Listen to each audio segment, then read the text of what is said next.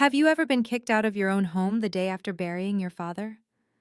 That's exactly what happened to me when my stepmother Victoria claimed she'd inherited everything: the mansion, the money, all $33 million of it.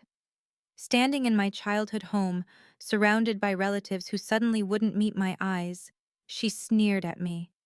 "Find somewhere else to exist, Diana. Your protector is gone." I was shaking, clutching my anxiety medication, watching my whole world crumble. But here's what Victoria didn't know. My father was far more clever than anyone imagined. And the will she was waving around? Complete fiction. I'm Diana Stevens, 28 years old, and this is how I discovered my late father's brilliant trap that cost my stepmother everything she thought she'd stolen. If you're watching this, please subscribe and let me know where you're watching from. The morning after we buried Dad, I stood in our family living room, my hands trembling as I fumbled with my Xanax bottle. The familiar anxiety was creeping up my spine, making my chest tight. Victoria and her siblings had already claimed the main seating area. Marcus sprawled in Dad's leather chair like he owned it. Linda perched on the arm with her calculator app open, tallying God knows what. "Still taking those pills, Diana?" Victoria's voice cut through the room.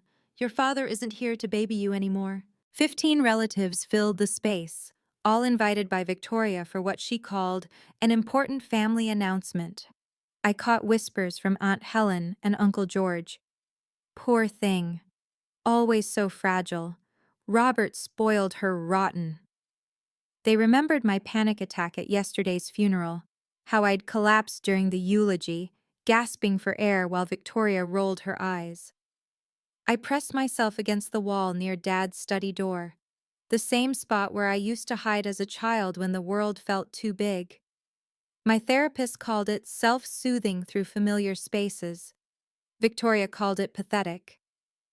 28 years old and still can't function without those drugs, Linda muttered, loud enough for everyone to hear.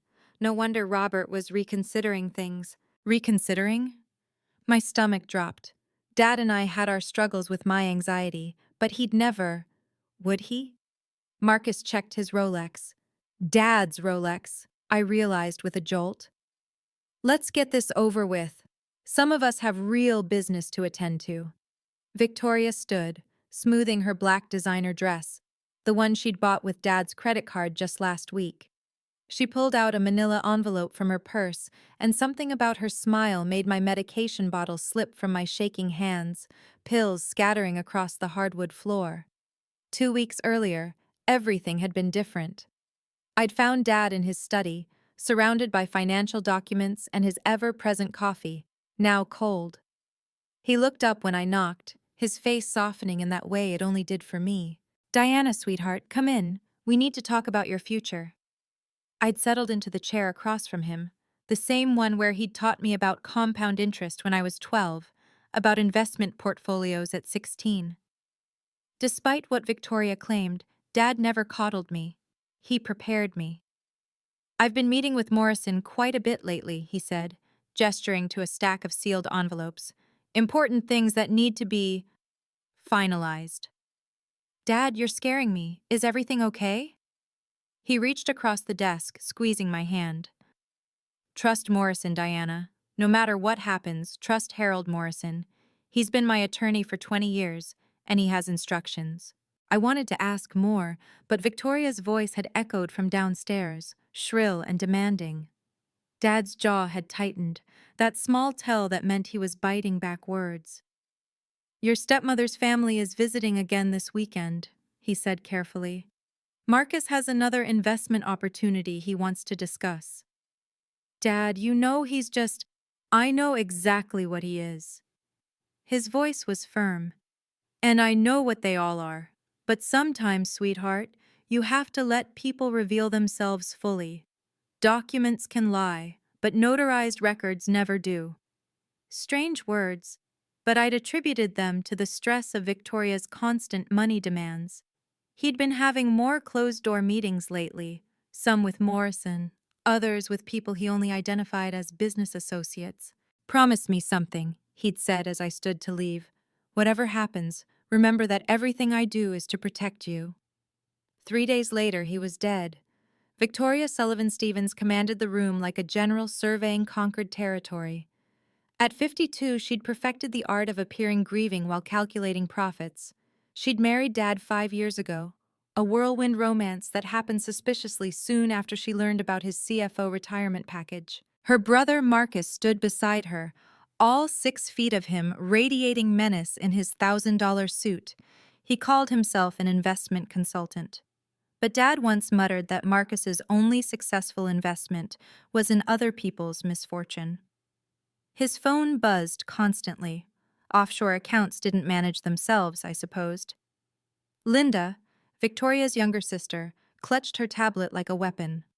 As the family's private accountant, she handled Victoria's finances with the kind of secrecy usually reserved for CIA operations. She'd been coming around more frequently these past months, always huddled with Victoria over spreadsheets that they'd snap shut whenever Dad or I entered the room. "The family's finally all here," Victoria announced, though by family she clearly meant her clan. The Sullivan siblings had descended like vultures the moment Dad's obituary hit the papers. Marcus's phone rang. He answered with practiced smoothness. "Yes, we'll have the money soon. The transfer will happen as discussed." He caught my stare and smiled, the kind of smile that made you check your wallet was still there. "Everything's arranged," Linda whispered to Victoria, though in the quiet room we all heard.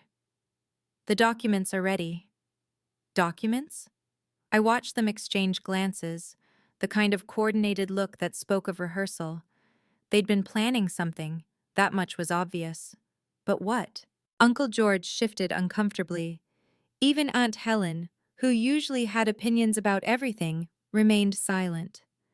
The Sullivan family had that effect on people, like a dark cloud that made everyone forget the sun existed. Victoria reached into her designer handbag with theatrical precision, pulling out a document that she waved like a victory flag. Before Robert passed, he had the wisdom to update his will. He signed this just last week. My knees went weak. Last week?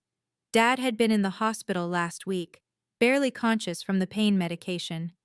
"That's impossible," I whispered, but Victoria was already reading. "I, Robert Stevens, being of sound mind and body, hereby leave the entirety of my estate, including all properties, investments, and liquid assets totaling $33 million, to my beloved wife, Victoria Sullivan Stevens." The words hit like physical blows. Beloved wife? Dad never called her that. He was precise with language, especially legal language. "This can't be real," my voice cracked. "Dad would never—" "Your father finally saw sense," Victoria interrupted, her voice dripping with false sympathy. "He realized that a grown woman who can't even hold a job because of her anxiety issues shouldn't be trusted with a fortune." I stared at the paper in her hands. The signature did look like Dad's, that distinctive way he crossed his T's, the flourish on the S in Stevens. But something felt wrong. The paper looked too fresh, too crisp, for something supposedly signed by a dying man. Marcus stepped forward, backing his sister. Robert discussed this with us. He was worried about Diana's mental stability, her medication dependence. He wanted to ensure the money went to someone capable. Linda nodded eagerly, her fingers flying across her tablet. "I witnessed the signing myself. Everything is completely legal." The room spun. 15 pairs of eyes turned to me, some pitying, others skeptical. Had Dad really done this? Had my anxiety finally pushed him to cut me out entirely? Victoria stood in the center of the room, holding the will high enough for everyone to see. "Let me read the specific provisions, so there's no confusion about Robert's final wishes." She cleared her throat dramatically. "Due to my daughter Diana's ongoing mental health challenges and her inability to maintain stable employment or relationships, I believe it is in everyone's best interest that she not be burdened with financial responsibilities." My face burned. Aunt Helen gasped. Uncle George looked away. "That doesn't sound like Robert," Cousin Marie whispered. But Victoria continued louder. The monthly costs of Diana's therapy, medications, and multiple hospitalizations for panic disorders have demonstrated her inability to manage resources responsibly. Victoria's eyes found mine. Shall I continue? Marcus laughed. 3 therapists in 2 years, wasn't it, Diana? And that stint at the wellness center that cost what, 40,000? That was for grief counseling after Mom died. The words burst out before I could stop them. Always an excuse, Linda chimed in, her voice sickeningly sweet. Robert told us about the shopping sprees during your manic episodes, the credit cards he had to cancel. That was a complete lie. I'd never had a manic episode in my life. Anxiety and mania weren't even the same thing. But I could see the doubt creeping into my relatives' faces. Mental health was still something they whispered about, something shameful. Perhaps, Victoria said, folding the will carefully, this is actually a blessing for you, Diana. No more pressure to be something you're not. You can focus on getting better.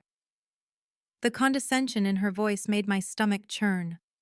Around the room, relatives shifted uncomfortably. No one defended me. No one questioned the woman who'd been married to Dad for barely 5 years over the daughter he'd raised for 28. Now that we've clarified the inheritance, Victoria said, her voice sharp as glass, we need to discuss living arrangements. This house is mine now, and I'll need you out by tonight, Diana. The room went silent. Even Marcus looked surprised at the speed of her cruelty. Tonight? Aunt Helen finally spoke. Victoria, surely the girl needs time to— The girl is 28 years old, Victoria snapped. She's had enough coddling. Robert's gone. It's time for tough love. I stood frozen as Marcus moved toward the stairs, blocking my path. We'll help you pack. 1 suitcase should be enough. My whole life is here. My mother's things, We're here, Linda corrected. Past tense. Everything in this house belongs to Victoria now. They herded me upstairs like a criminal. Marcus's heavy footsteps behind me. Linda filming everything on her phone for documentation. In my room, my childhood sanctuary, Victoria stood by as I grabbed clothes with shaking hands. Can I at least take Dad's picture from his study? I begged. That's estate property, Victoria said flatly. But I'm not heartless. You can take your medications. Wouldn't want you having an episode on the street. As I zipped my suitcase, I caught Linda in the corner, angling her phone oddly toward the will Victoria had set on my dresser. She quickly pocketed the device when she saw me looking. Find somewhere else to die, Diana, Victoria said as they escorted me to the door. Nobody's protecting you now. Your father made sure of that. The door slammed behind me. Through the window, I could see my relatives still inside, no one moving to help. But I also saw something else. Linda shoving her phone deep in her pocket, her face strangely nervous. Standing on the sidewalk with 1 suitcase and nowhere to go, I did the only thing Dad had told me to do. I called Harold Morrison. The phone rang once before his familiar voice answered. Diana? I've been expecting your call. Mr. Morrison, Victoria has Dad's will. She's taken everything. Stop. His voice was firm but kind. Don't say another word over the phone. Can you meet me at my office tomorrow morning, 9 sharp? I don't have anywhere to stay tonight. The Comfort Inn on Madison, room 212 is already paid for. There's something your father wanted me to give you, but it has to be in person with witnesses. My heart skipped. Witnesses? Diana, your father was the smartest man I knew. He prepared for this exact situation. Get some rest tonight. Tomorrow we start setting things right. But Victoria has the will. She showed everyone. Did she now? There was something in his voice, almost amused. Tell me, did the paper look aged? Was it notarized? Were there witness signatures? I thought back. It looked new.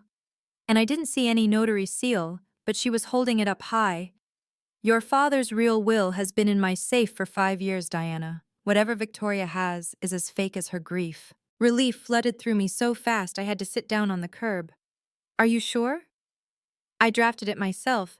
Your father updated it several times, always with the same primary beneficiary, you. But Diana, There's more to this than just inheritance, much more. Your father was involved in something that's about to come to light. What do you mean? Tomorrow, 9 o'clock. And Diana? Your father wanted me to tell you. He was prouder of you than you'll ever know. That night in the hotel room, I couldn't sleep. Instead, I found myself thinking about all the strange things I'd dismissed about Dad over the years. The locked filing cabinets in his study that even Victoria couldn't access. The business meetings at odd hours with people who didn't look like typical financial advisors. The way he'd meticulously document every interaction with Victoria's family, always insisting I email him summaries of any conversations with them. Paper trails matter, sweetheart, he'd say. Always have proof. There was that time 3 years ago when Marcus had approached Dad about a can't-miss investment opportunity in offshore real estate. Dad had listened politely, taken all the documents, then told Marcus he needed time to review them. Later, I saw those same documents in a FedEx envelope addressed to someone at the Department of Treasury. Dad, what are you doing with Marcus's investment papers? Due diligence, he'd said simply. Always know who you're really dealing with. Then there were the notebooks, leather-bound journals he'd fill with observations. Victoria complained about them constantly, called it paranoid behavior. But Dad never stopped writing, never stopped watching. The strangest thing was 6 months ago. I'd come home early from therapy to find Dad in his study with a woman I didn't recognize. She had the kind of straight-backed posture that screamed law enforcement. Diana, this is Sarah from my old firm, Dad had said smoothly, but I'd worked at enough companies to know Sarah wasn't from any financial firm. She had cop eyes, the kind that cataloged everything. Now, lying in that hotel bed, I wondered, what had Dad really been doing all those years? And more importantly, why had he married Victoria if he knew what she was? Morrison's office occupied the top floor of a building that screamed old money and older secrets. His secretary, Martha, greeted me with knowing sympathy. "They're all here," she whispered. Mr. Morrison insisted on full attendance. They? The conference room door opened, revealing a scene that made my stomach drop. Victoria sat at the table's head like she owned the place, flanked by Marcus and Linda. Two people I didn't recognize sat near Morrison, a notary public and another official-looking woman. "What is she doing here?" Victoria demanded, jumping up. "This is harassment. I'll sue." "Sit down, Mrs. Stevens." Morrison's voice could have frozen fire. "You're here because the law requires all potential beneficiaries be present for the reading of a properly executed will." "We already have the will," Marcus said, pulling out the document from yesterday. Morrison actually smiled. It wasn't a nice smile.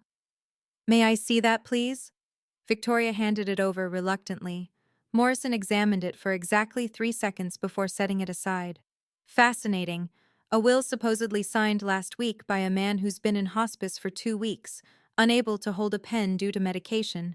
No notary seal, no witness signatures except for Ms. Linda Sullivan, who, interestingly, isn't legally qualified to witness documents in this state due to her expired notary license."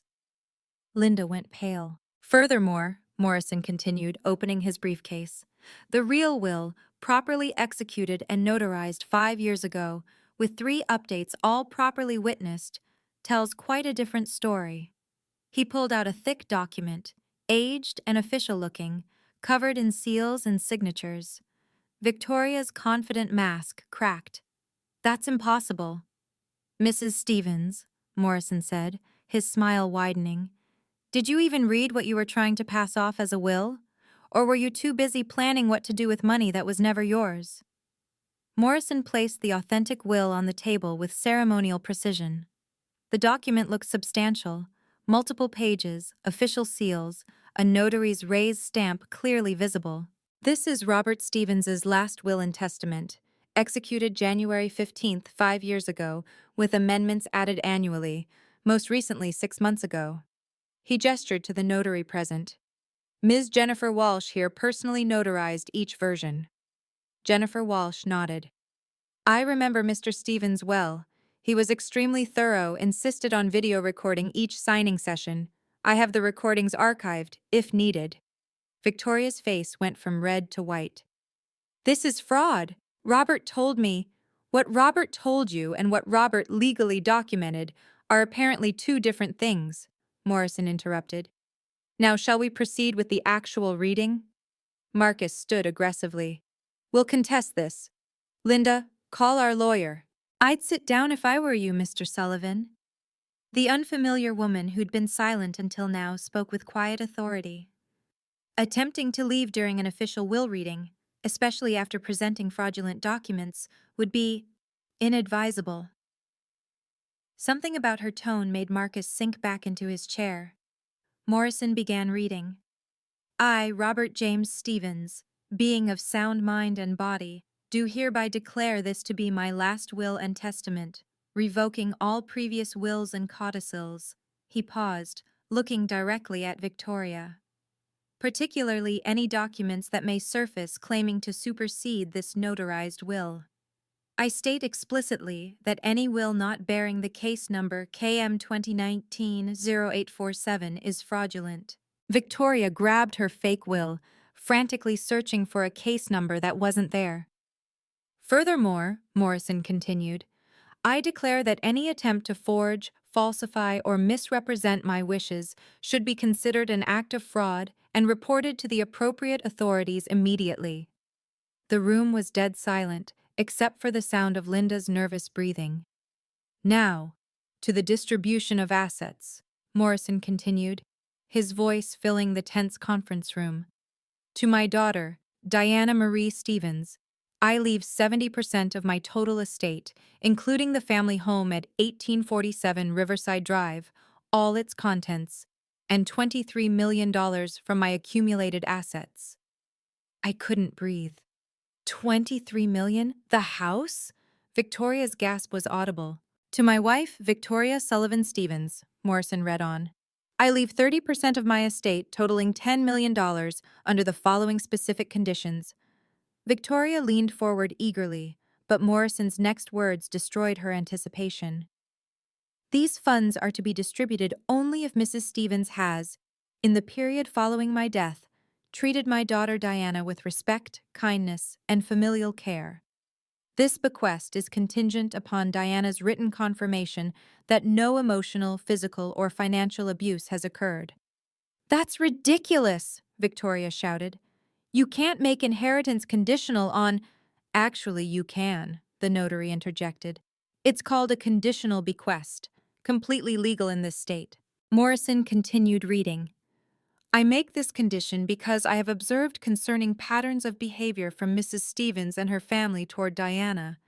This condition is my way of ensuring my daughter's protection after I'm gone. The relatives who'd been silent yesterday started murmuring. Aunt Helen shot Victoria a disgusted look.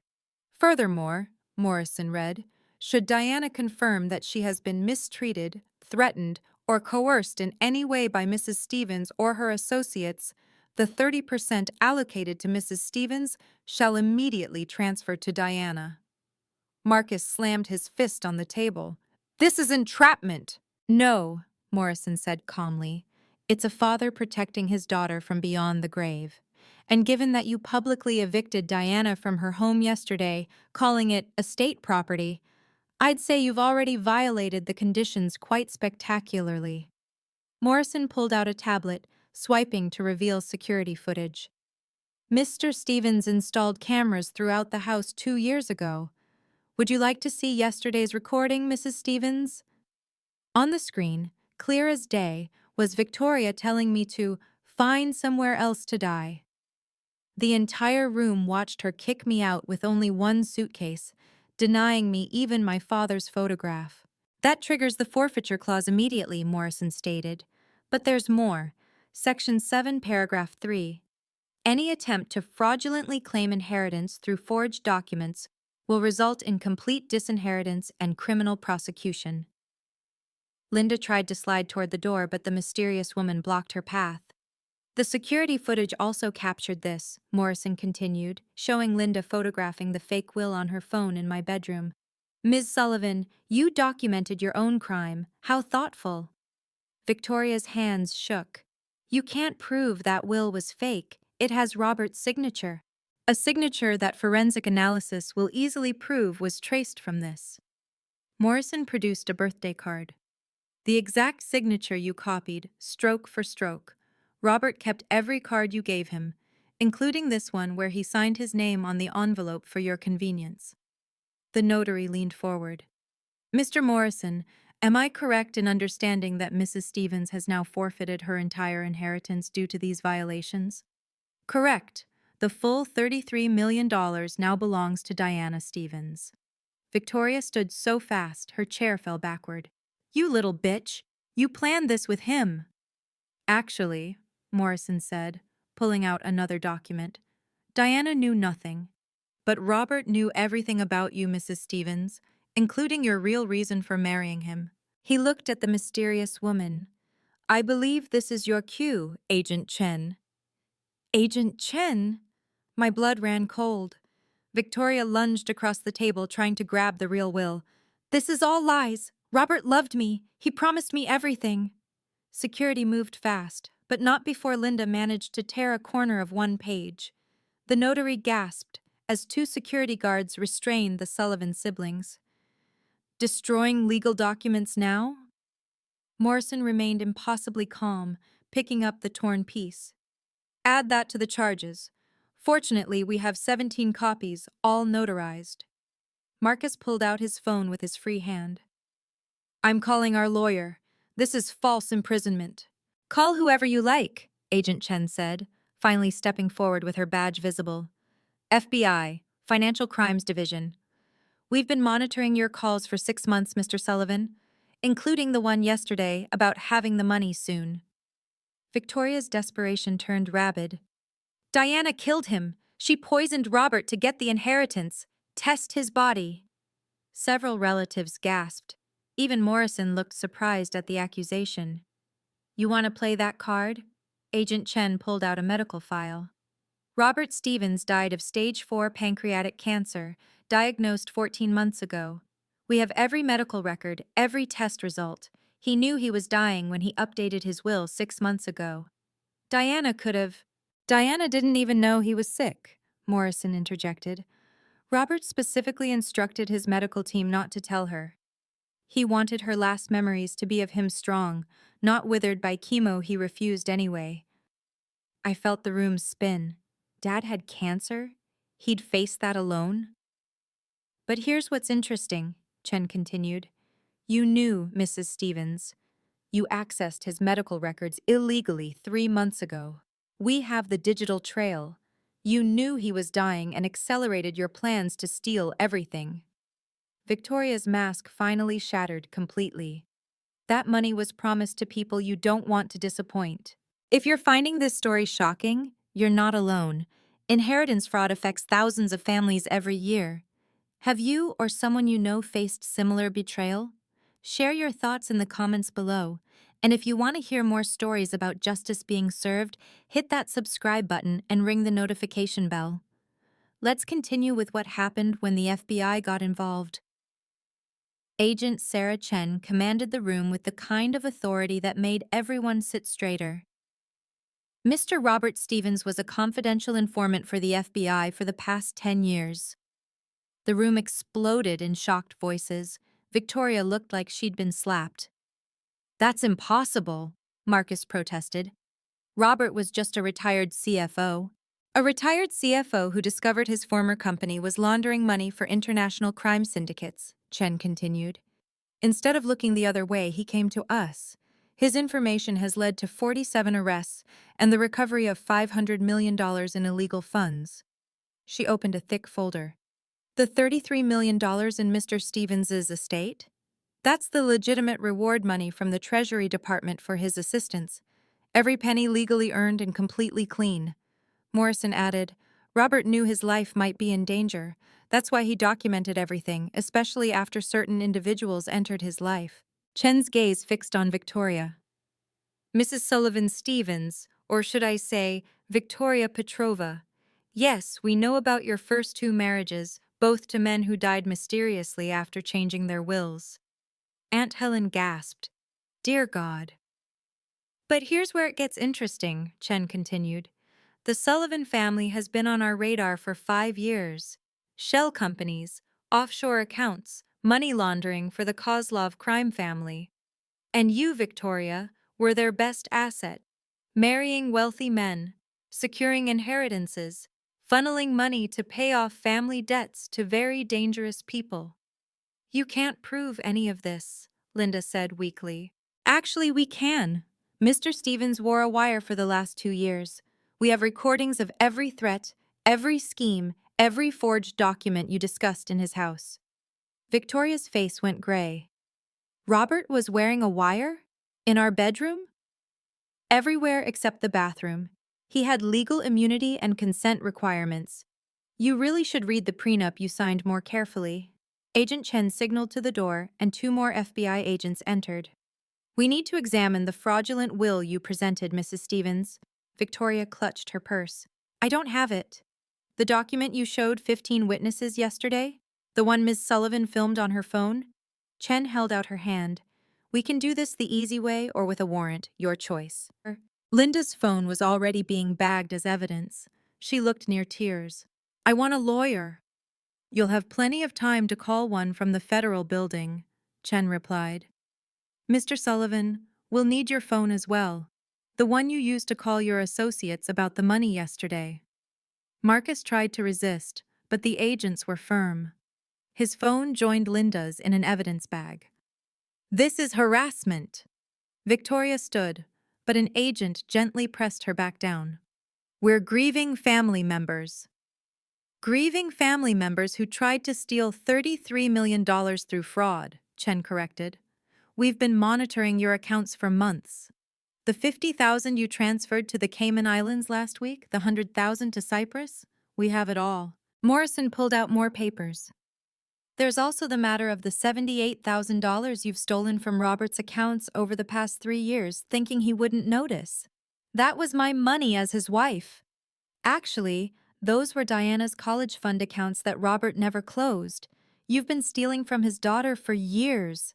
I felt sick. My college funds? Chen continued. We have enough evidence to charge all 3 of you with fraud, conspiracy, money laundering, and racketeering. But Victoria, you're special. We also have you on attempted murder. The room went silent. What? Victoria's voice cracked. Did you really think we wouldn't test the vitamin supplements you were giving Robert? Chen opened another file, this one marked with classification stamps. Robert Stevens wasn't just any informant. He was our key witness against the Kozlov money laundering operation. She pulled out photographs. Dad with federal agents, Dad in secure facilities, Dad testifying behind a screen. Your father was a hero, Diana, Chen said gently. When he discovered his company's CFO was using corporate accounts to wash cartel money, he could have stayed quiet and kept his $1 million salary. Instead, he risked everything to do what was right. Morrison added, the stress caused his cancer, doctors believe, but Robert never stopped. Even after diagnosis, he insisted on finishing the operation. The Kozlovs had a mole in our department, Chen continued. We couldn't risk normal channels, so Robert suggested something unconventional. Let the criminals come to him. Marry Victoria, knowing she was connected to them, and document everything. My hands shook. He married her, knowing she was a criminal? He married her to protect you, and to finish bringing down a crime syndicate that had destroyed thousands of lives. Every moment with her was recorded, every scheme documented. The prenup she signed gave us legal authority to surveil. Chen showed more documents. In 5 years, Robert helped us trace over $2 billion in laundered funds. The Sullivan family? They were middle management, cleaning money through real estate and shell companies. But they led us to the bigger fish. You're lying, Victoria whispered. Robert loved me. Robert was an exceptional actor when needed, Morrison said, but he made sure Diana was never alone with you for long. Notice how he always had staff in the house, security cameras everywhere, business trips that coincided with your family's visits? Every strange thing about the last 5 years suddenly made sense. Agent Chen spread financial documents across the table like a card dealer showing a winning hand. Let's discuss the Sullivan family business model, shall we? The papers showed a web of transactions, highlighted and annotated. Even from where I sat, I could see Marcus's name repeatedly. Marcus Sullivan, you run 17 shell companies, all registered in different states, all with variations of the same directors. Your deceased associates who don't know they're still signing documents. Marcus's jaw clenched. Those are legitimate businesses. Businesses that only exist on paper, moving money from account to account, taking a 15% cut before sending it offshore. $50 million in the last 5 years alone. She turned to Linda. Your specialty is the paperwork, forged signatures, fake notarizations, doctored bank statements. You've been doing Victoria's book since her first dead husband. We have your laptop, by the way. The one you thought you destroyed? Our tech team recovered everything. Linda went white. I want immunity. Too late for that, Chen said. But let's talk about Victoria's role. The honey trap. Marry rich, isolated men, preferably older, definitely vulnerable. Your first husband, Mr. Garrett, died of a heart attack after changing his will. Your second, Mr. Patterson, fell downstairs. Both left you everything. Those were accidents. Maybe. But Robert Stevens wasn't going to be your third accident. He came to us before you even said I do. Every gift he gave you, every trip you took, every romantic dinner, all documented operations. Chen pulled out a photograph of Victoria with a man I didn't recognize. This is Dmitry Kozlov. You met him last month to discuss your inheritance timeline. You promised him $15 million within 60 days. That's why you needed the money so fast. Victoria's face crumbled. Morrison pulled out a tablet and turned it toward me. Diana, your father left you a video message. He recorded it 2 weeks ago, just before entering hospice. Dad's face filled the screen, thin but determined. His voice, though weak, carried that familiar warmth. My darling Diana, if you're watching this, it means the plan worked and you're safe. I'm sorry for the deception, but I couldn't risk them knowing you were aware of anything. Tears streamed down my face as Dad continued. Victoria and her family are criminals, sweetheart. I knew it when I married her. It was the only way to gather enough evidence to stop them. Every cruel word she said to you, every time she made you feel small, I documented it all. Not because I didn't care, but because I knew one day it would protect you. He coughed, then continued. The will's conditions weren't just about money. I needed Victoria to show her true nature publicly, with witnesses. I knew she'd try to forge documents. She'd done it before. I knew she'd throw you out. It's her pattern. And I knew she'd do it all in front of people, because her arrogance is her weakness. The video showed him holding up documents. Mr. Morrison has everything. The FBI has more. But most importantly, Diana, you have the truth. You were never weak, never a burden. Your anxiety came from living with a predator, sensing danger but not understanding it. I'm proud of you, sweetheart. So proud.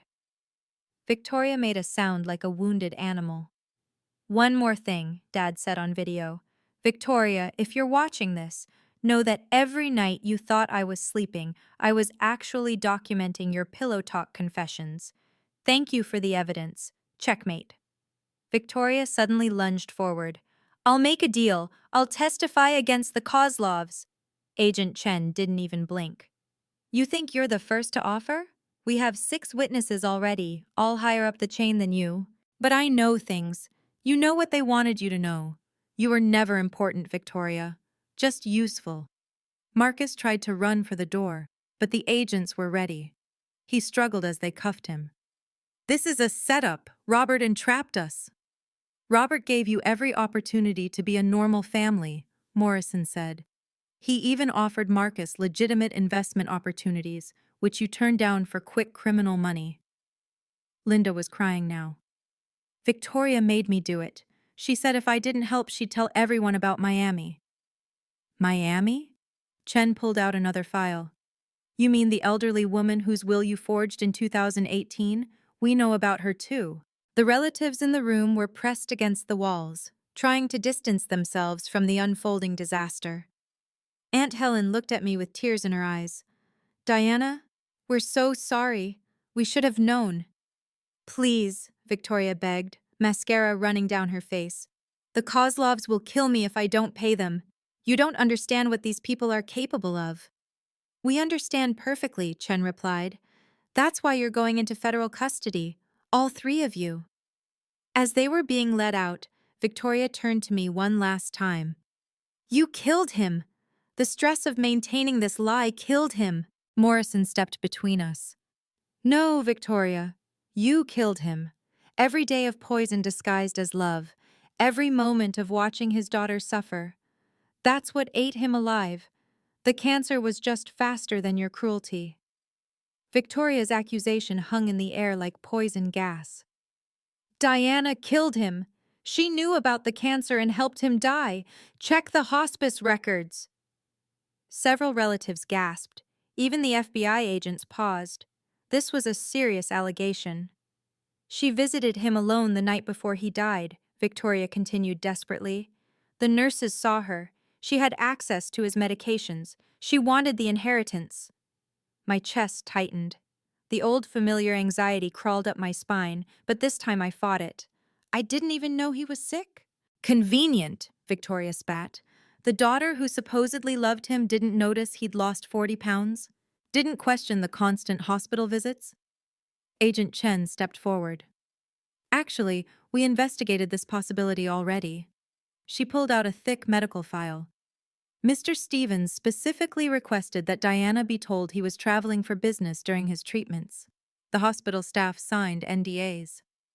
But the night before, Diana visited her father at 7 p.m., stayed for 30 minutes, with Nurse Patricia Williams present the entire time.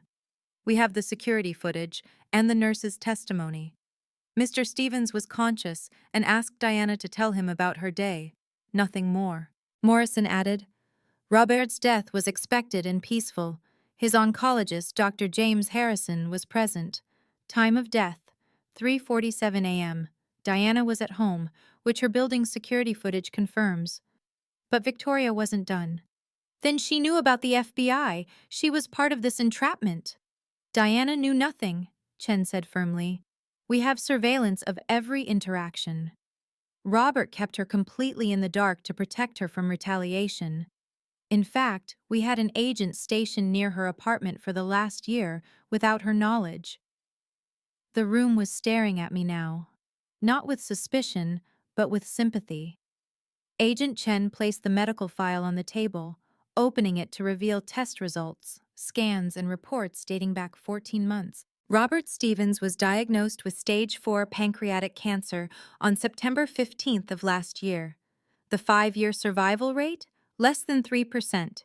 He outlived every projection by 8 months. Dr. Harrison's report was detailed and definitive. Metastasis to the liver, lungs, and bones. Inoperable. Terminal. "He refused chemotherapy," Morrison added quietly. "Said he wanted his last months clear-headed, not foggy from drugs. He had work to finish." Chen continued. "Every symptom was documented. The weight loss Victoria mentioned started 13 months ago. The fatigue, the pain, all consistent with advanced cancer, not poisoning.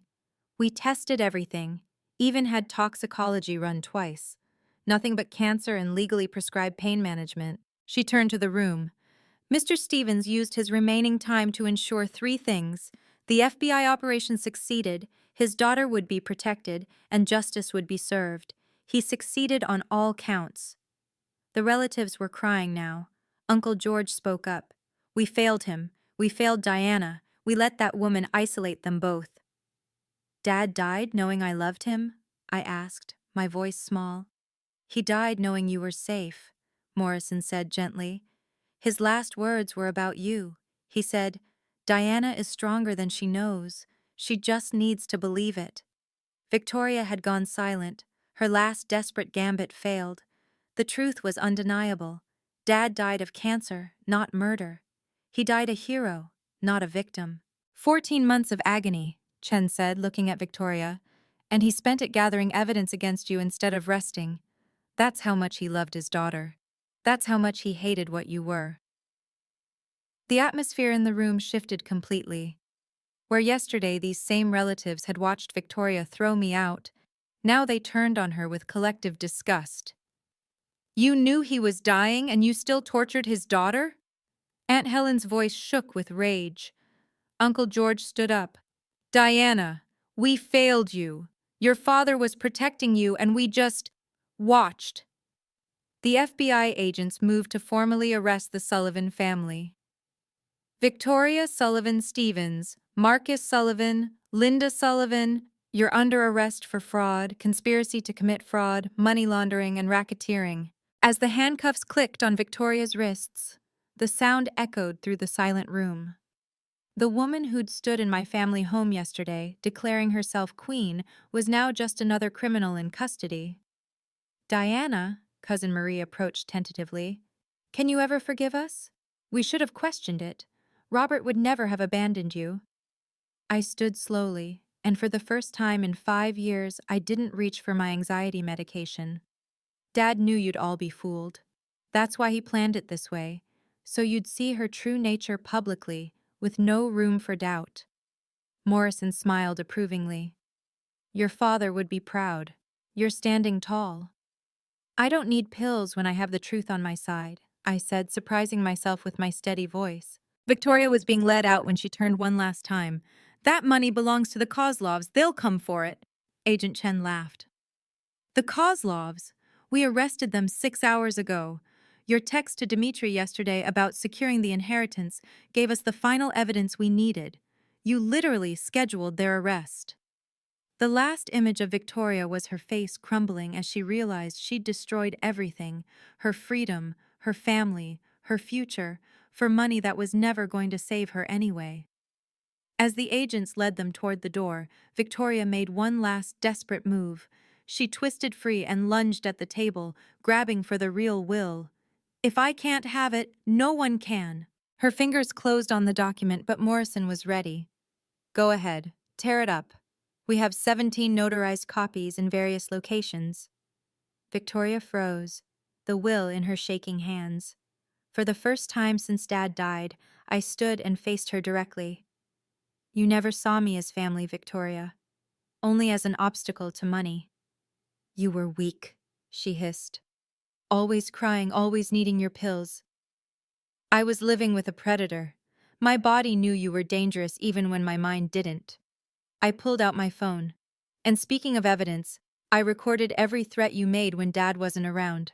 Every time you told me I was worthless, that I should disappear, that Dad would be better off without me. I played a recording from 6 months ago, Victoria's voice, cold and clear. One day Robert won't be here to protect you, and I'll make sure you get exactly what you deserve. Nothing. The room listened in horrified silence. I sent these to Dad, I continued. He saved every one. You thought I was weak, but I was documenting everything just like he taught me. Marcus struggled against the agents. You little... Careful, Agent Chen warned. Threatening a federal witness adds 5 years. Linda was sobbing. This isn't how it was supposed to happen. No, I said, my voice stronger than it had been in years. It happened exactly how Dad planned. You showed everyone who you really are. And now everyone knows what he protected me from. Agent Chen opened one final folder, this one marked Operation Stevens, classified. Before we remove the defendants, the room should know the full scope of Robert Stevens's sacrifice. She pulled out a presentation board. The Sullivan family has been operating since 2015, but they were amateurs compared to their bosses. The board showed a complex web with photos, amounts, and connections. The Sullivan family was just one tentacle of something massive. Through Victoria's marriage to Robert, we traced $500 million in laundered funds. Robert's recordings captured Victoria on the phone with 12 different criminal organizations. His evidence will convict over 147 individuals. Morrison added, every penny of Robert's reward money came from assets seized because of his information. He literally earned that $33 million by destroying criminal empires. But here's what Victoria never knew, Chen continued. Robert documented her previous husband's deaths. Mr. Garrett didn't just have a heart attack. Victoria had been adding digitalis to his coffee. Mr. Patterson's fall wasn't accidental. The stairs were coated with furniture polish, and Victoria had taken out a life insurance policy the week before. Gasps filled the room.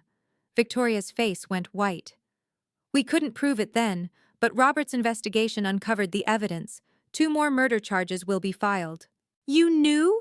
Victoria whispered to Morrison. You all knew what I was, and you let me— We let you reveal yourself, Morrison corrected. Every crime you committed while married to Robert was documented. Every pill you slipped him thinking it was poison was actually harmless. We switched them out. You've been performing for cameras for 5 years. The full truth was staggering. Dad hadn't just protected me. He'd solved murders, stopped criminals, and saved lives, all while dying of cancer. Morrison cleared his throat. There's one more section of the will I haven't read. He pulled out a sealed envelope. Robert insisted this be opened only after the arrests were made. Inside was a USB drive and a single page. Morrison inserted the drive into his laptop, and Dad's face appeared on the conference room screen. This video was different. He was in his study, looking healthier, probably from a year ago. My darling Diana, he began, and my throat closed with emotion. If you're watching this, it means everything went according to plan. I need you to know some things. He smiled, that special smile he saved just for me. First, I'm sorry. Sorry I couldn't tell you about the cancer, about the FBI, about Victoria. But you were my priority to protect, always. I knew marrying Victoria would bring darkness into our home. I watched it hurt you, and it killed me more than any cancer could. But I also knew it was the only way to ensure you'd never be hurt again. He held up documents. Diana, I've left you more than money. In my study, there's a hidden safe behind your mother's portrait. Inside are letters I wrote you every day I was in treatment. Hundreds of them. All the things I wanted to say but couldn't. Tears streamed down my face. I also left instructions for the foundation I want you to create. Use the money to help other families destroyed by financial predators. Turn our pain into purpose. He looked directly at the camera. You were never weak, sweetheart. You were surviving. And now it's time to thrive. I love you beyond words, beyond time, beyond death itself. Live brilliantly, my darling girl. The video ended. The room was silent except for quiet crying. 3 months later, I sat in a federal courthouse, watching the consequences cascade like dominoes. Victoria Sullivan Stevens, guilty on 7 counts: fraud, conspiracy, money laundering, attempted murder, and 2 counts of first-degree murder for her previous husbands. The judge's voice was ice, life without parole. Marcus Sullivan faced the judge next. 20 years federal prison for money laundering, racketeering, and conspiracy. His shell companies collapsed overnight, their assets frozen. The man who'd sprawled in Dad's chair like he owned it now stood in an orange jumpsuit, shackled. Linda Sullivan, the weakest link, had tried to cut a deal. 5 years in federal prison, lifetime ban from any financial services. She'd testified against her siblings, revealing every forged document, every fake signature. It didn't save her from prison, just reduced the sentence. But the real consequences went deeper. The FBI used Dad's evidence to dismantle the entire Kozlov network. 147 arrests across 15 states, 500 million in assets seized, drug routes closed, trafficking rings shattered, money laundering operations destroyed. Agent Chen met me after the sentencing. Your father's work saved hundreds of lives, Diana. Kids who won't be trafficked, families who won't be destroyed by drugs, elderly people who won't be scammed. The media called it the Stevens operation, the biggest financial crime bust in a decade. They ran Dad's photo with the headline, "The CFO who brought down an empire." But for me, the real consequence was simpler. Every night for 5 years, I'd taken anxiety medication to sleep. Now, I slept peacefully. The predator was caged, the danger past. Victoria would die in prison, knowing she'd traded everything for money that was never hers. And somewhere I hoped Dad knew. His plan had worked perfectly. Morrison's office felt different this time. Lighter, safer. The papers before me weren't weapons or traps, just simple transfers of ownership. Sign here, Morrison indicated. And here. With each signature, $33 million became officially mine. The family home, Dad's investments, his retirement accounts, everything he'd protected so carefully. The house deed, Morrison said, sliding it across. It never actually left your family's name. Victoria's claim was pure fiction. I held the deed. 1847 Riverside Drive, the house where Mom had taught me to read, where Dad had built my treehouse, where love had lived before Victoria arrived. There's also this. Morrison produced a keyring. Safety deposit boxes at 3 banks. Your father left items he wanted only you to have. Aunt Helen and Uncle George were there as witnesses, their shame from the earlier betrayal still evident. Diana, Aunt Helen started, we want to apologize again. Dad forgave you in advance, I said, showing them a letter from the safe. He wrote, don't blame the family.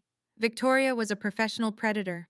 She fooled everyone, including me at first. Uncle George wiped his eyes. Robert was always 10 steps ahead. This isn't about the money, I said, looking at the bank statements. It's about honoring my father's legacy. He earned every penny by risking his life for justice. Morrison smiled. Speaking of which, the FBI has cleared an additional $5 million in reward money from the recent arrests. Your father's information keeps paying dividends. $38 million, more money than I could spend in 3 lifetimes. But all I wanted was one more day with Dad. He'd want you to use it wisely, Morrison said gently. I will. I have plans. Can you believe Victoria thought she could get away with this? Greed really does make people blind to obvious traps. If you've learned something valuable about protecting family assets, give this video a thumbs up. And remember, always get legal documents properly notarized. Now, let's see how Diana chose to use her inheritance to help others. The key turned in the lock of 1847 Riverside Drive for the first time in 3 months. I stepped inside, and it was like stepping back in time. Everything was exactly as Dad had left it. His coffee mug still on the kitchen counter, his reading glasses on the side table. The house smelled like him, that mixture of old books and cedar that meant safety. I walked to his study, running my fingers along the spines of his books. Behind Mom's portrait, just as he'd said, was the hidden safe. The combination was my birthday. Inside were hundreds of letters, each dated, each addressed to my darling Diana. I opened one from the day of his diagnosis. September 15th. Today I learned I'm dying. My first thought wasn't about death, but about you. How do I protect you when I'm gone? The answer came quickly. I give you the truth, just not yet. Another from his wedding day to Victoria. I'm marrying evil today to defeat it tomorrow. Forgive me for bringing her into our home. Every moment of discomfort you suffer is another brick in the wall that will protect you forever. I found our family photo albums, the ones Victoria had hidden. Pictures of Mom, of better days, of a time when love wasn't a weapon. At the bottom was a new album, photos of me Dad had taken secretly over the last year. Me reading in the garden, me laughing with the barista at our coffee shop, me living, unaware he was memorizing every moment. I sat in his chair and finally let myself cry, not from anxiety or fear, but from pure grief and love. He was gone, but he'd left me everything that mattered: safety, truth, and the knowledge that I was loved beyond measure. Morrison arrived the next morning with another key.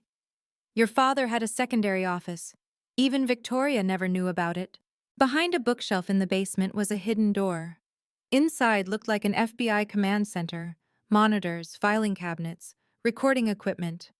This is where he really worked, Morrison explained. Every night while Victoria slept, he was down here, documenting, recording, building the case. The walls were covered with charts, timelines, photographs. 5 years of investigation mapped out meticulously. Red strings connected Victoria to various crimes. Blue strings linked the Sullivans to the Kozlovs. One board was labeled Diana Protection Protocol. It detailed every measure Dad had taken. The security guards who were actually FBI, the neighbors who were agents, the therapist who reported to him about my progress. He even had your apartment under surveillance, Morrison pointed to a monitor, not to spy, but to ensure Victoria's people never got close. In a locked drawer, I found the wire recordings. Hundreds of hours of Victoria confessing crimes in pillow talk, believing Dad was asleep. Her voice casual and cruel. The first husband was easy. Heart medication is so dangerous when misused. Another drawer held Dad's journal, his final entry, written the day before hospice. Tomorrow I enter the last stage. Diana still doesn't know. Good. She needs to be genuinely surprised for this to work. Victoria is getting desperate. She's been increasing the poison doses, not knowing we switched them out. The trap is set. Morrison knows what to do. Chen is ready. All that's left is to die peacefully and let justice unfold. Diana, if you find this, I regret nothing except the pain this caused you. Every moment was worth your freedom.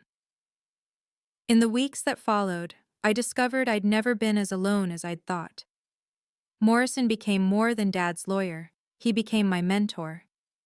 Your father asked me to guide you through the financial aspects. You're going to be managing significant wealth. Agent Chen introduced me to Dr. Sarah Martinez, a therapist who specialized in trauma from long-term deception. What you experienced is similar to escaping a cult, she explained. Your anxiety was your body's alarm system working perfectly. For the first time in 5 years, therapy actually helped. We weren't treating mysterious anxiety anymore. We were processing real trauma from a real threat. The relatives who'd failed me initially became fierce protectors. Aunt Helen called daily. Uncle George helped me sort through Dad's belongings. Cousin Marie introduced me to her financial advisor. We let Victoria isolate you, Aunt Helen said during one visit. Never again. Family means showing up. Even unexpected support arrived. 3 of Dad's former colleagues reached out. Robert saved our company from becoming a criminal enterprise, one explained. We owe him everything. The FBI assigned me a victim's advocate who helped me understand my rights and the ongoing trials. You're a key witness, but also a survivor. We'll protect you. Most surprisingly, 2 women contacted me through Morrison, Victoria's previous stepdaughters. She destroyed our families too, one said. Seeing her convicted helps us heal. We formed a support group, meeting monthly to process our shared trauma. 3 women whose fathers had married the same predator, all of us carrying similar wounds. I stopped taking anxiety medication, I told Dr. Martinez during one session. She smiled. Because the danger is gone. Your body knows you're safe now. The federal prosecutor, James Walsh, prepared me meticulously for testimony. You're our key witness for the emotional abuse component. The jury needs to understand the full scope of Victoria's crimes. We practiced for weeks in a mock courtroom, learning to speak clearly, to not let Victoria's presence rattle me, to tell the truth without breaking down.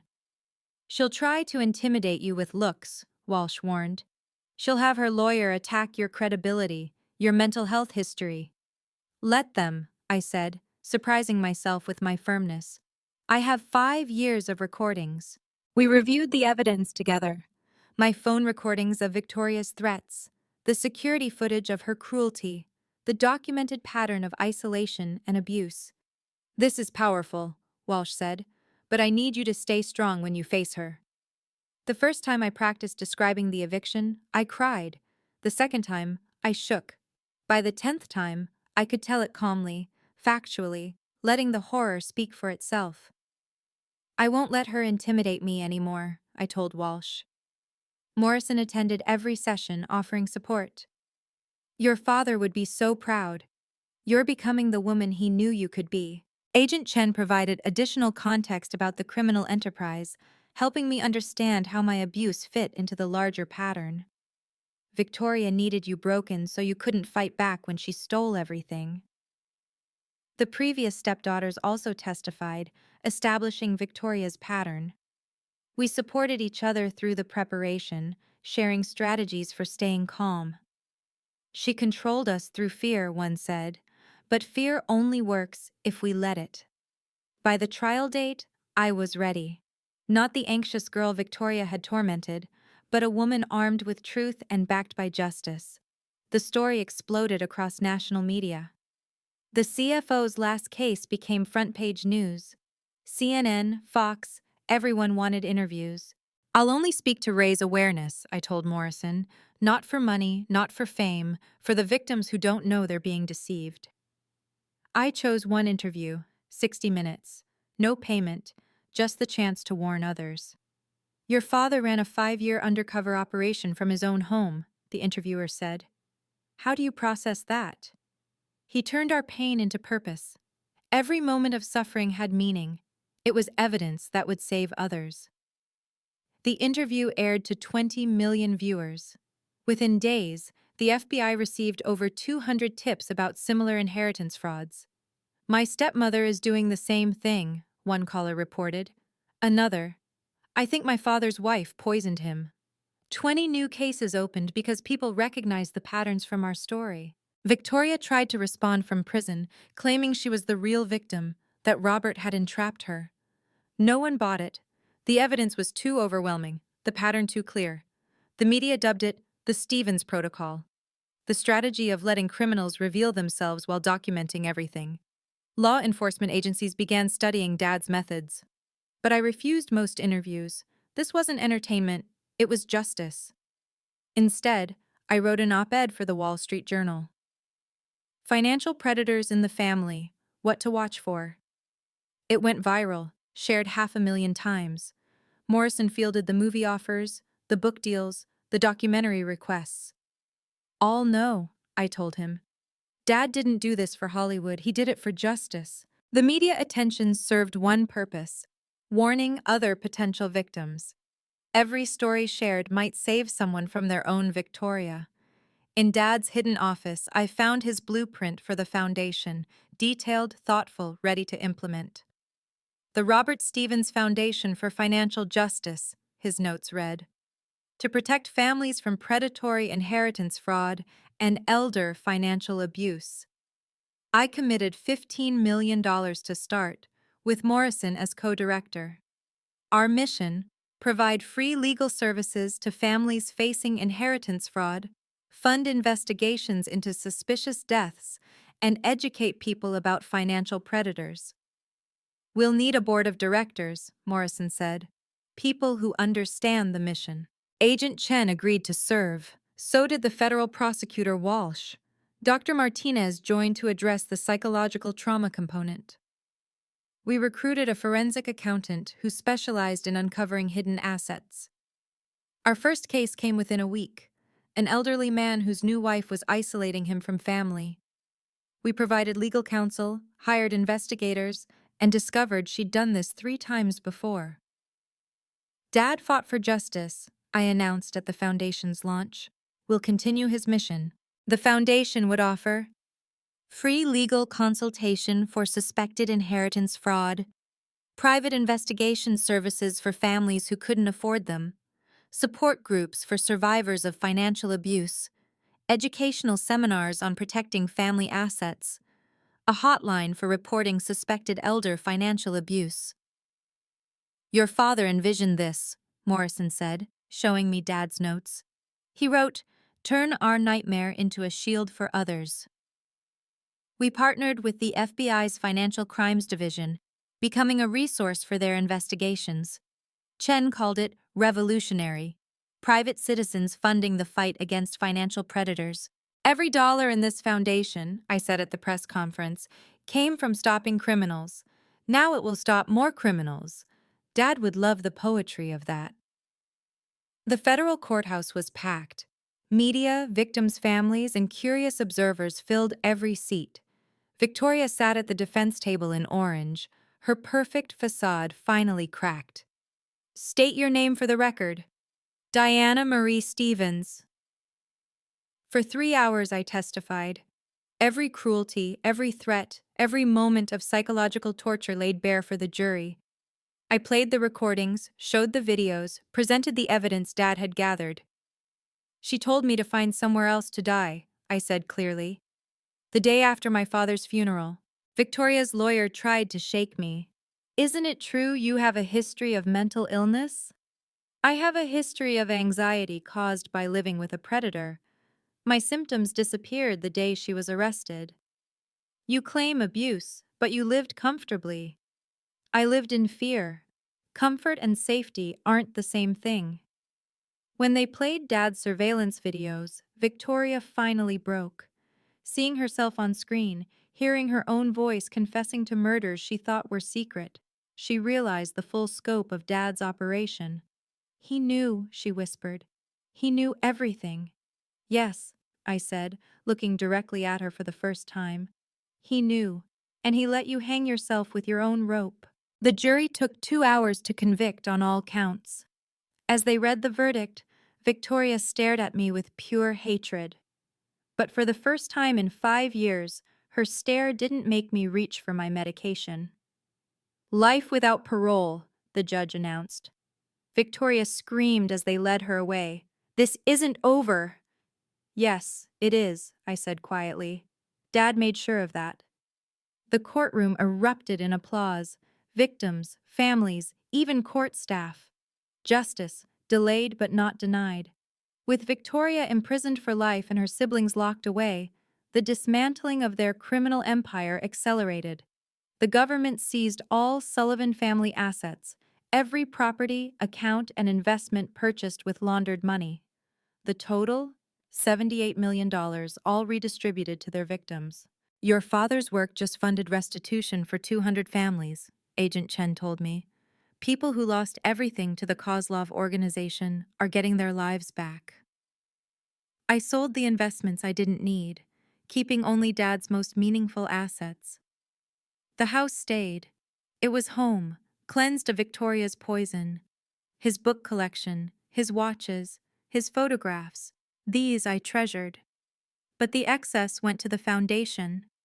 Another 10 million, bringing our total to 25 million, dedicated to fighting financial predators. The other victims of Victoria's previous marriages received compensation from her seized assets. Both families got their father's estates back, plus damages. She stole our inheritance and our father's, one stepdaughter said. Diana's father gave us justice. I met with each family personally, sharing what Dad had discovered about their father's deaths.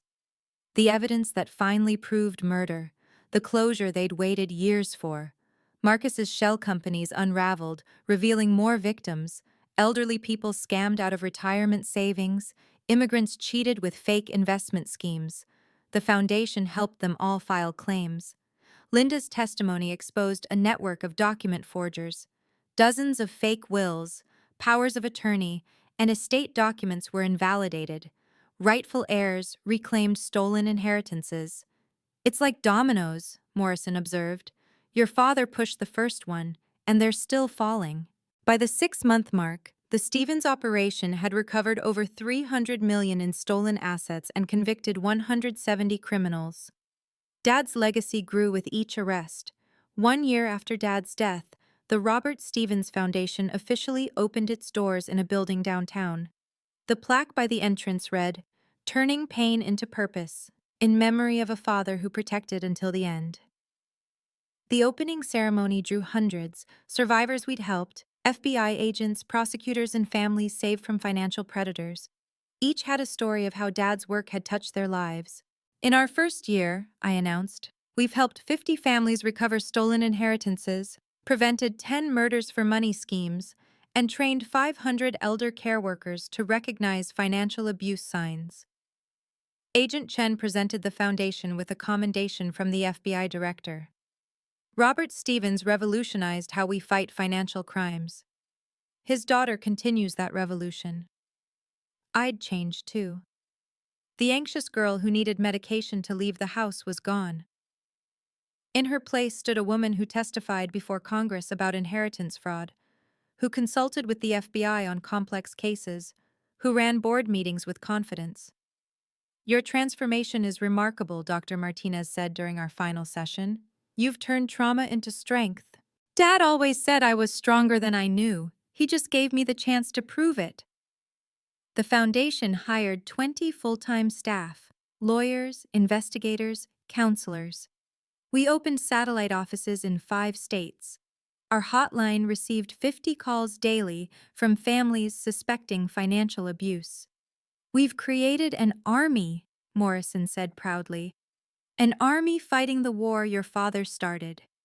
Standing in my office, looking at Dad's portrait on the wall, I felt peace. Not the artificial calm of anxiety medication, but real peace. The predator was caged, the family wealth secured, and Dad's mission continued through every life we saved. I'm not a victim anymore, I said to his picture. I'm a protector, just like you taught me. 6 months into the Foundation's operation, our impact was undeniable. The case files filled entire rooms, each one a family saved from financial predators. Case number 47, an elderly widow in Ohio whose nephew was slowly poisoning her while rewriting her will. Our investigators caught him adding antifreeze to her tea. He got 20 years. She lived to see 90. Case number 112, a disabled veteran whose caregiver had power of attorney and was draining his accounts.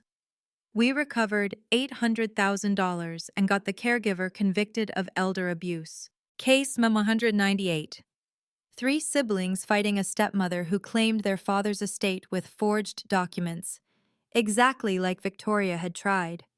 Our forensic document expert proved the forgery in court. The siblings got their inheritance. The stepmother got prison.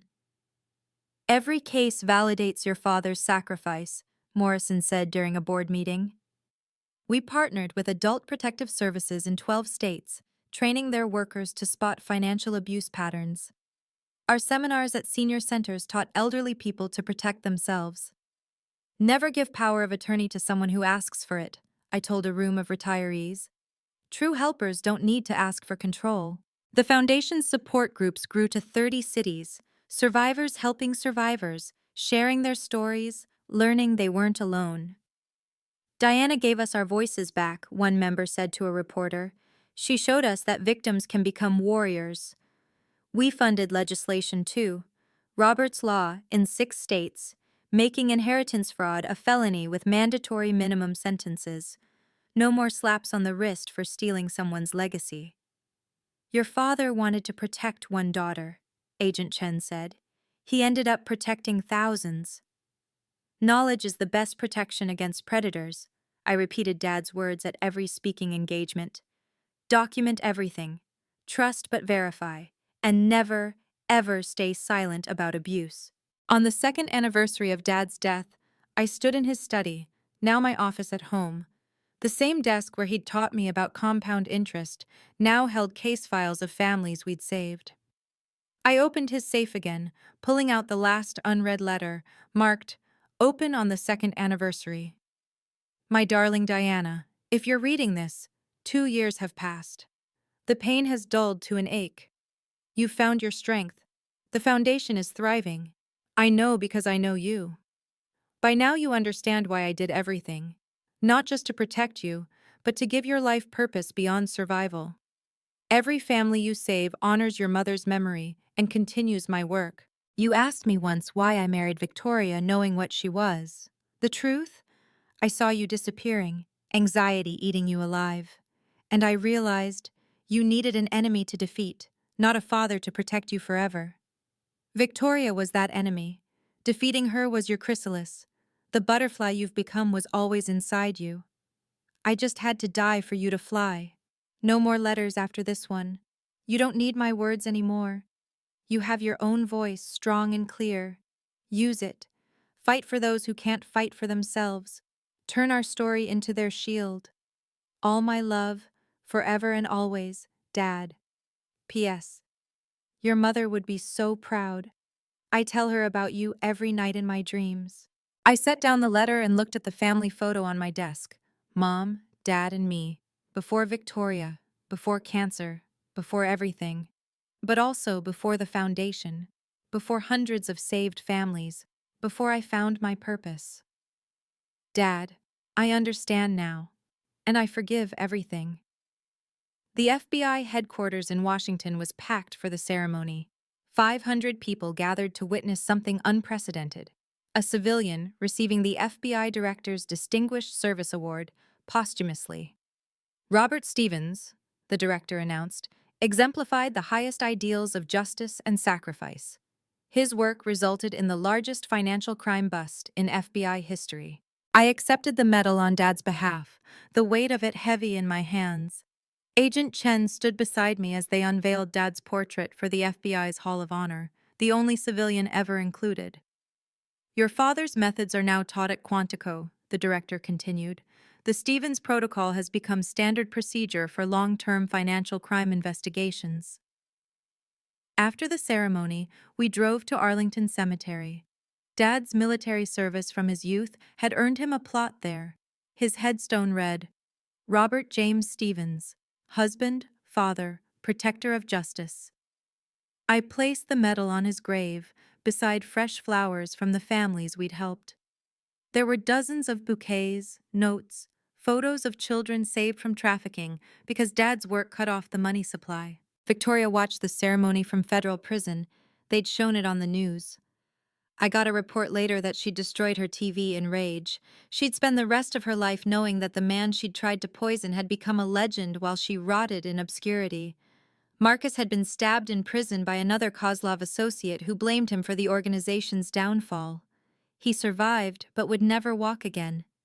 Linda was in protective custody, terrified of retaliation, counting days until her release in 3 years to a world where she'd never be trusted again. Justice, Dad had taught me, wasn't revenge. It was balance. And the scales had finally balanced. 3 years after Dad's death, my life had found its rhythm. Morning runs without anxiety, board meetings without medication, testimony before Congress without fear. I lived simply despite the wealth. The mansion became the Foundation's second headquarters, its rooms filled with advocates instead of Victoria's venom. I kept a small apartment downtown, close to work, decorated with Mom's paintings and Dad's books. Relationships had been impossible during Victoria's reign. She'd sabotaged every connection, telling potential partners about my mental illness and instability. Now, I was dating James, a prosecutor who understood trauma and admired strength forged from suffering. You're the strongest person I know, he said one evening. Not despite what happened, but because of how you transformed it. Education became my new passion. I enrolled in law school, studying at night while running the foundation by day. Knowledge is power, Dad had always said. Now I was gaining the power to fight in courtrooms, not just boardrooms. The foundation had grown beyond our dreams. 100 staff members, offices in 20 states, an annual budget of $50 million from donations and government grants. We'd helped over 1,000 families and showed no signs of slowing. Your father imagined helping dozens, Morrison marveled. We're helping thousands. I spoke at universities, training the next generation to recognize financial predators. At senior centers, teaching self-protection. At FBI conferences, sharing what we'd learned from each case. Wealth means nothing without purpose and integrity, I told every audience. Dad's values living through my words. The girl who'd cowered while Victoria ruled was gone. In her place stood a woman who'd testified against killers, who'd faced down predators, who'd turned $33 million into a shield for the vulnerable. If you're still listening, you've heard how my father orchestrated justice from beyond the grave, how greed destroyed a family of predators, and how pain transformed into purpose. But here's what I really want you to know. You're not helpless. If someone in your family is isolating you, controlling money, or making you question your sanity, document everything. Record conversations, save texts, tell someone outside the situation, Financial predators rely on shame and silence. They make you feel crazy for suspecting them, weak for needing help, guilty for protecting yourself. That's their weapon, your self-doubt. Dad taught me that documents don't lie, but people do. Notarize important papers, keep copies in multiple locations. Never sign anything under pressure, and if something feels wrong, it probably is. Trust your instincts. My anxiety wasn't mental illness. It was my body screaming that a predator was in my home. Your discomfort around certain people might be your survival instinct working perfectly. If you recognize yourself in my story, the isolated heir, the medicated daughter, the gaslit victim, know this. You're stronger than they've made you believe. Help exists. The Robert Stevens Foundation exists. You don't have to fight alone. And if you're the Victoria in someone's story, remember this. Every crime leaves evidence. Every victim has a voice. Every predator eventually meets their Robert Stevens. Someone smart enough to document, patient enough to wait, and brave enough to ensure justice. Dad once said, "Justice may be delayed but never denied." He was right. It took 5 years of suffering, a terminal diagnosis, and an elaborate trap. But justice came. Your story doesn't have to end with victimhood. It can end with victory, just like mine did. Thank you for listening to my story. If it helped you understand the importance of proper estate planning and standing up for your rights, please share it with someone who needs to hear it. Have you or someone you know faced inheritance fraud? Share your experience in the comments. You're not alone. Subscribe for more stories of justice prevailing, and remember, document everything, trust but verify, and never let anyone steal your rightful legacy.